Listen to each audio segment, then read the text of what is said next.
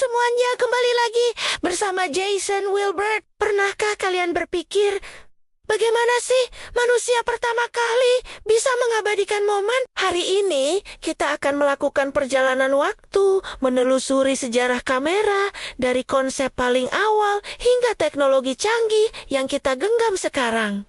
Siap, mari kita mulai. Perjalanan kita dimulai jauh sebelum ada yang namanya fotografi, yaitu pada abad keempat sebelum Masehi. Seorang filsuf Tiongkok bernama Mozi menemukan sebuah fenomena menarik. Ia melihat bahwa cahaya yang masuk melalui lubang kecil ke dalam sebuah ruangan gelap akan memproyeksikan gambar terbalik dari pemandangan di luar. Konsep inilah yang kemudian dikenal sebagai kamera obscura, yang dalam bahasa Latin berarti ruangan gelap. Awalnya, Kamera obscura adalah ruangan besar yang benar-benar bisa dimasuki orang. Para seniman seperti Leonardo da Vinci menggunakannya sebagai alat bantu untuk melukis. Dengan memproyeksikan gambar ke kanvas, mereka bisa menjiplak pemandangan dengan presisi yang luar biasa. seiring waktu, ukuran kamera obscura menjadi lebih kecil dan portable. Berbentuk kotak kayu dengan lensa di satu sisi dan layar kaca di sisi lain. Tapi ingat, ini belum bisa merekam gambar secara permanen. Hanya memproyeksikannya. Lompatan besar terjadi pada awal abad ke-19.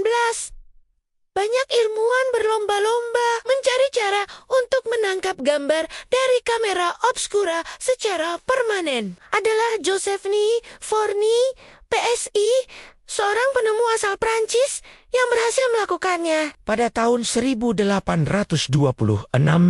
setelah bereksperimen selama bertahun-tahun, ia berhasil menciptakan apa yang diyakini sebagai foto pertama di dunia. Foto tersebut berjudul View from the Window Haute la Grace.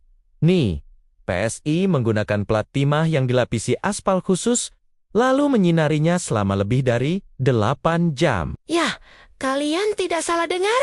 8 jam, hasilnya memang masih kasar dan buram.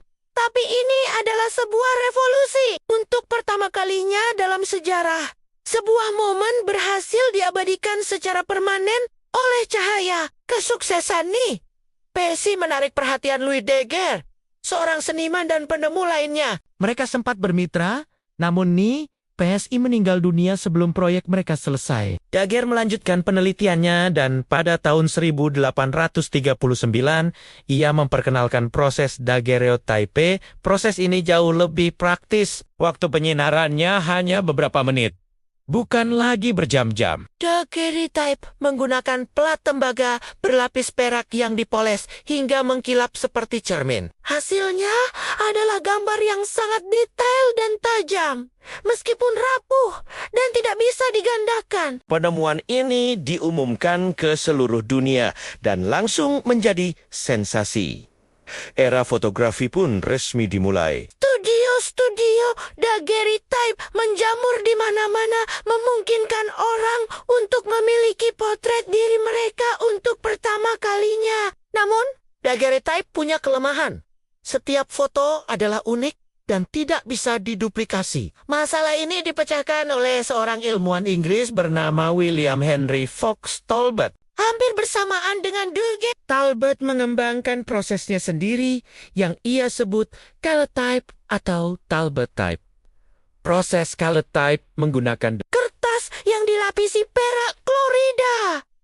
Keajaibannya adalah proses ini menghasilkan gambar negatif. Dari satu negatif ini, Talbot bisa mencetak banyak salinan positif. Inilah cikal bakal konsep negatif positif yang menjadi dasar fotografi film selama lebih dari 150 tahun ke depan. Meskipun kualitas gambar awalnya tidak setajam daguerreotype, kemampuannya untuk direproduksi adalah sebuah keuntungan besar. Memasuki paruh kedua abad ke-19, fotografi menjadi semakin mudah diakses, tapi masih cukup rumit. Fotografer harus membawa peralatan berat, termasuk plat kaca yang rapuh dan bahan kimia berbahaya untuk memproses foto di tempat. Semua ini berubah berkat seorang visioner bernama George Eastman. Eastman memiliki motto, "You press the button, we do the rest." Pada tahun 1888, ia mendirikan perusahaan Kodak dan meluncurkan kamera revolusioner bernama Kodak. Nomor pertama kamera ini kecil. Portable, dan yang terpenting, sudah terisi dengan roll film yang bisa mengambil 100 gambar. Setelah filmnya habis, pengguna tinggal mengirimkan seluruh kamera kembali ke pabrik Kodak di sana. Film akan diproses, dicetak, dan kamera akan diisi ulang dengan film baru, lalu dikirimkan kembali ke pemiliknya. Ini adalah terobosan yang luar biasa. Fotografi tidak lagi hanya untuk para profesional, tapi untuk semua orang. Memasuki abad ke-20, inovasi terus berlanjut. Pada tahun 1925, perusahaan Leitz dari Jerman memperkenalkan kamera Leica 1.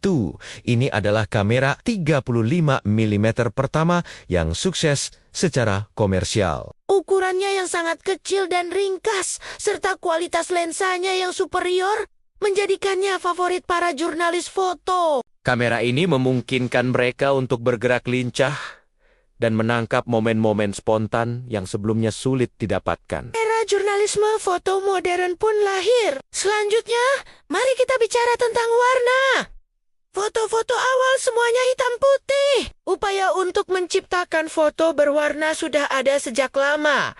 Tapi prosesnya rumit dan hasilnya kurang memuaskan. Baru pada tahun 1935, Kodak kembali membuat gebrakan dengan merilis Kodachrome, film berwarna modern pertama. Setahun kemudian, Agfa dari Jerman merilis Agfa Colornet. Teknologi ini memungkinkan reproduksi warna yang lebih realistis dan membuka dimensi baru dalam dunia fotografi. Setelah Perang Dunia II, kamera single lens reflex atau SLR menjadi populer. Kamera seperti Nikon F yang dirilis pada 1959 memungkinkan fotografer melihat persis apa yang akan ditangkap oleh lensa, memberikan kontrol kreatif yang lebih besar. Kamera SLR dengan lensa yang bisa degante-gante mendominasi pasar profesional dan hobi selama beberapa dekade. Kemudian datanglah revolusi digital. Pada tahun 1975,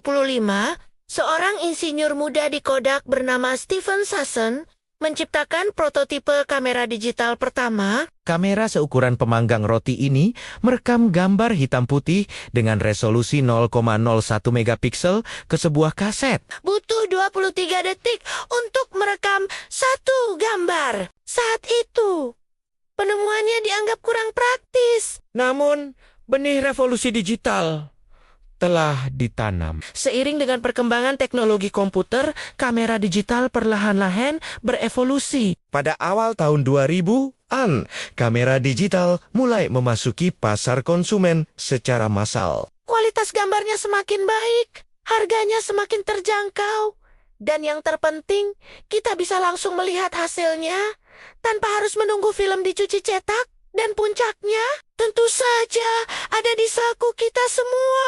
Integrasi kamera ke dalam ponsel pintar adalah babak terakhir dan paling transformatif dalam sejarah kamera. Dimulai dari kamera 5GA yang buram, kini ponsel kita dibekali sistem kamera canggih dengan berbagai lensa, kecerdasan buatan, dan kemampuan merekam video berkualitas sinema. Fotografi menjadi bagian tak terpisahkan dari komunikasi sehari-hari kita.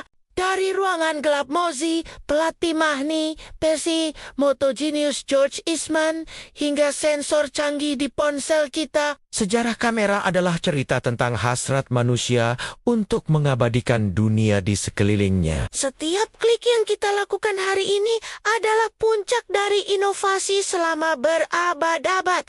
Bagaimana menurut kalian? Inovasi mana yang paling mengubah dunia fotografi? Tulis pendapat kalian di kolom komentar ya. Terima kasih sudah menonton perjalanan waktu kita hari ini.